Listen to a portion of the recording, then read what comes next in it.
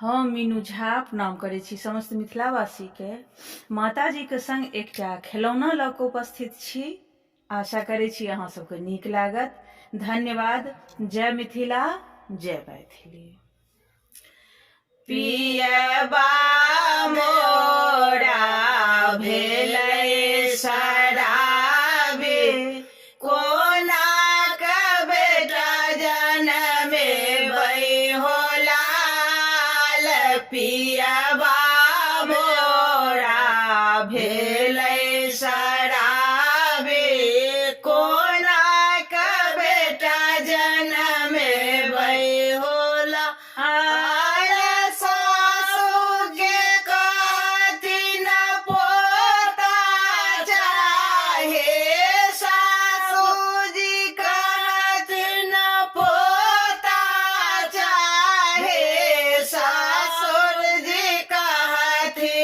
पोती हो लाल, ससुर जी कहथिन पोती हो लाल।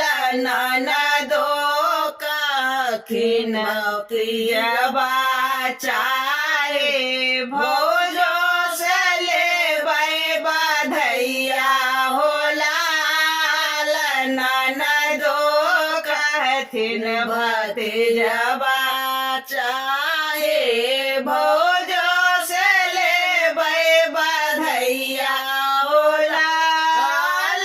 सासु पूजथि घर के गोसाउन, सासु पूजथि घर के गोसाउन।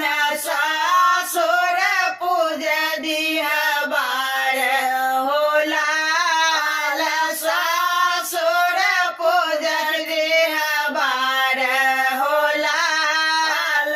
ननदो पूजत नित दिन सूर्यक, भातिज भेलै बधैया हो लाल।